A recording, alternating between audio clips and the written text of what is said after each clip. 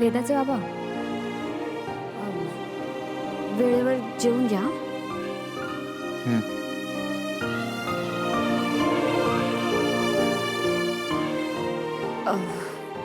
खूप ऊन वाढलंय, सतत पाणी पित राहा. हो.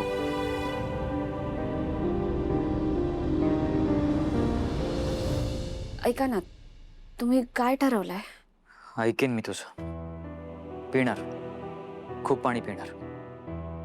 मी त्याबद्दल बोलत नाहीये, मृत्यूपत्राविषयी बोलते. तुम्ही शहानिशा करणार आहात का?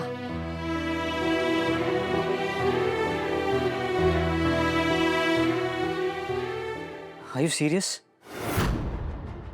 तू मीराच आहेस ना? कारण माझा विश्वास बसत नाही. तुला जाणीव आहे घरात काय चालू आहे, काय परिस्थिती आहे? आईने तिचा नवरा, तिचा लाईफ पार्टनर गमावला आहे. एक विधवा असणं किती कठीण असतं हे. अशा परिस्थितीत तिला आधार द्यायचं सोडून तू तिच्यावर संशय घेतेस. काय म्हणजे जराशी पण माणुसकी नाहीये? वेदाचे बाबा, माणुसकी आहे म्हणूनच बोलते. दादासाहेबांच्या जाण्याचं सगळ्यांनाच दुःख आहे. आपण कोणाचंच दुःख असं मोजू शकत नाही. पण तुम्हीच विचार करा ना, आत्याकडून या घरात खूप चुका झाल्या, पण तरी सुद्धा दादासाहेबांनी त्यांना या घरात राहू दिलं. दादासाहेबांनी त्यांना दूर केलं नाही. त्यामागे काहीतरी कारण असणार ना. मग ते असं अचानक व्हील मध्ये असं का लिहितील? तुम्हालाही माहितीये दादासाहेब असे नव्हते. मी तुमच्या मनात कोणाच्याच विषयी विष पेरत नाहीये. मी फक्त तुम्हाला विचार करायला सांगते. बरं, तुम्ही माझा विचार करू नका, तुमच्या आईचाही विचार करू नका. फक्त परिस्थितीकडे तटस्थपणे बघा ना. काही गोष्टी दिसतात, त्यापेक्षाही खूप वेगळ्या असू शकतात. बाकी तुम्ही समजूतदार आहात. योग्य काय ते तुम्ही ठरवालच.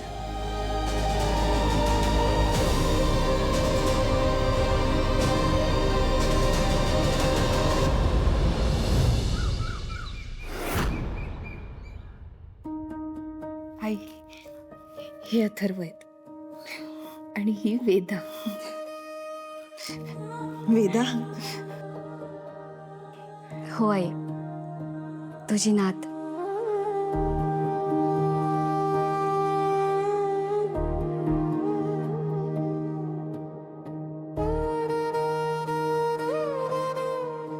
काय झालं आई?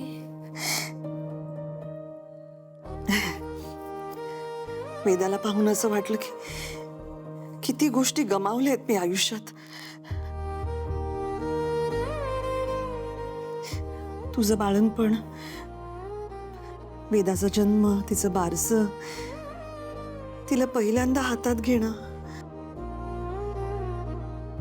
मला माझ्या नातीचे लाड करायचे होते.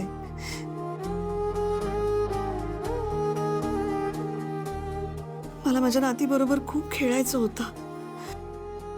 आता बघ ना, मी इथे असूनही नसल्यासारखी आहे ग. मंजिरीने सगळंच हिरावून घेतलं माझ्यापासून. हो आई, त्या मंजिरीने सगळंच उद्ध्वस्त केलं.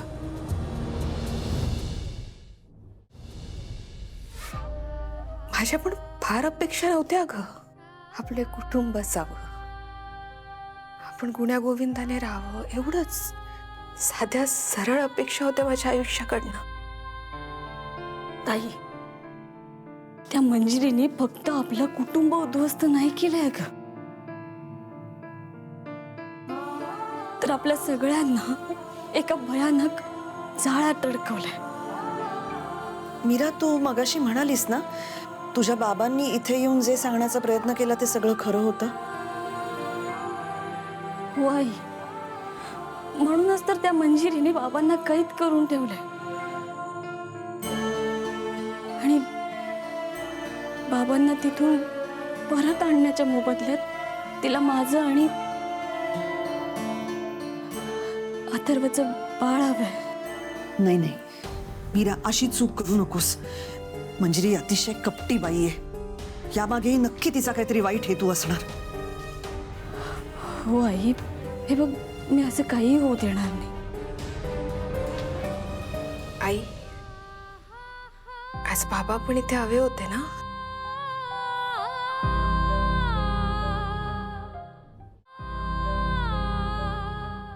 त्यांना शोधावं लागेल राधा. कुठे असतील ते? काय अवस्थेत असतील?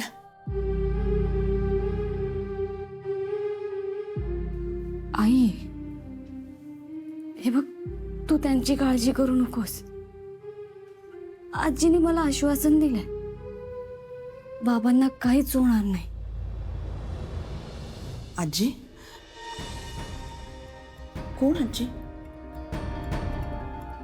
आई, एक आजी आहे जी संकटात आम्हाला मार्ग दाखवते आणि तिला सगळं माहिती असतं.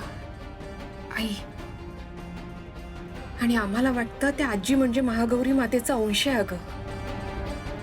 आणि कितीही संकट आली ना तरी सुद्धा महागौरी माता आमच्यासोबत नेहमी असते, नेहमी. मीरा, बाळा ज्यांना आई वडिलांचा आधार मिळत नाही ना, त्यांना देवी आई स्वतः आधार देते. ती त्यांचे आई वडील होते. पण आता पुढे काय करायचं? हे असं किती काळ चालत राहणार? फार दिवस नाही आई. मी विचार करत होते की मंजिरीकडे आता तिच्या शक्ती नाही आहेत आणि तिचा तो खडा तिच्यापासून वाचवण्याऐवजी तो जर आपण नष्ट केला तर. म्हणजे? अगं ताई, आपण अस्थि विसर्जनाची वाट का बघायची? अस्थि विसर्जन करायच्या अगोदरच तो खडा आपण त्या कलशातून काढून घेतला आणि तो जर नष्ट केला तर. कोणता खडा? आई, मंजिरीकडे एक शक्तिशाली खडा होता आणि तिच्या सगळ्या शक्ती कदाचित त्या खड्यातच आहेत. दादासाहेबांनी जाण्या अगोदर तो खडा तिच्याकडून काढून घेतलाय आणि आत्ता तो खडा दादासाहेबांच्या अस्थि कलशात आहे. तो खडा मंजिरीकडे नसल्यामुळे मंजिरी आता कमकुवत झाली आहे. तिची शक्ती आता कमी होत चालली आहे. आपण जर तो खडा कायमचा नष्ट केला तर कदाचित मंजिरीच्या शक्ती सुद्धा कायमच्या नष्ट होतील. बरोबर बोलतेस तू मीरा. आपण तो खडा कलशाच्या बाहेर काढायचा प्रयत्न करायलाच हवा. प्रयत्न तर करायलाच हवा. मंजिरीला इथून पुढे काहीही करू द्यायचं नाही.